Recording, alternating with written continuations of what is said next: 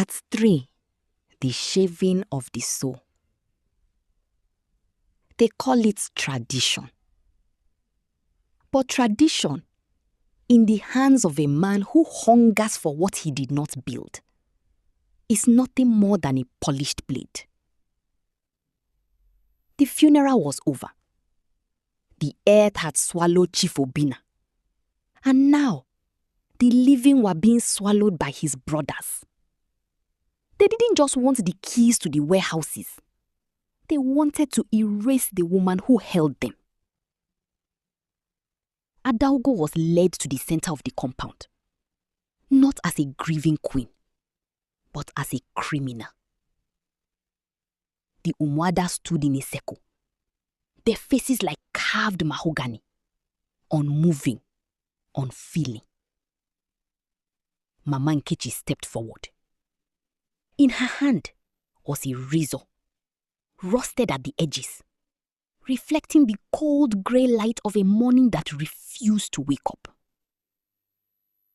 Scrape. Scrape. Adaugo sat on a low wooden stool, her back as straight as an Iroko tree. She didn't cry. Crying is for those who still believe in mercy. As the first clump of her long, dark hair fell into the red dust, something shifted in the air. You see, hair is a woman's crown, but it is also a map of her history. As Mama Nkechi caught, Adaugo wasn't feeling the bite of the steel. She was listening. She was listening to the voices of the 7 generations of women who had sat on that same stool before her. Women who had been stripped. Women who had been silenced. Women who had been told they were nothing because their wombs produced only daughters.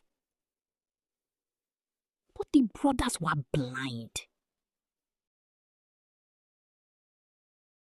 Jude and Chuka stood on the veranda drinking Obinna's cognac, laughing about which cars they would drive to the city tomorrow.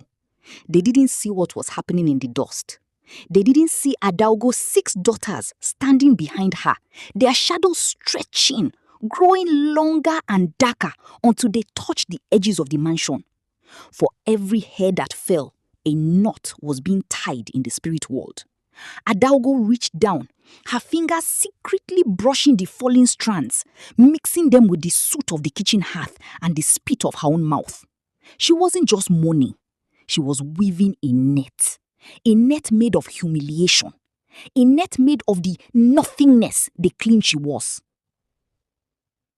A woman with no son has no seat at the table, Mama Nkechi hissed, blowing the last of the hair away. Adaugo looked up then. For the first time, she looked the brothers in the eye. Her head was bald, shining like a weapon in the sun. She looked at her 6 daughters, and in their eyes, she saw the same cold fire. The brothers laughed, thinking they had won because they held the papers. But as they dragged her toward the river for the trial of water, the mansion behind them groaned. A floorboard snapped. A mirror cracked. The voodoo had begun. Not with a shout, but with the quiet, terrifying growth of roots under the floor. They thought they were shaving a widow. They didn't know they were sharpening a goddess.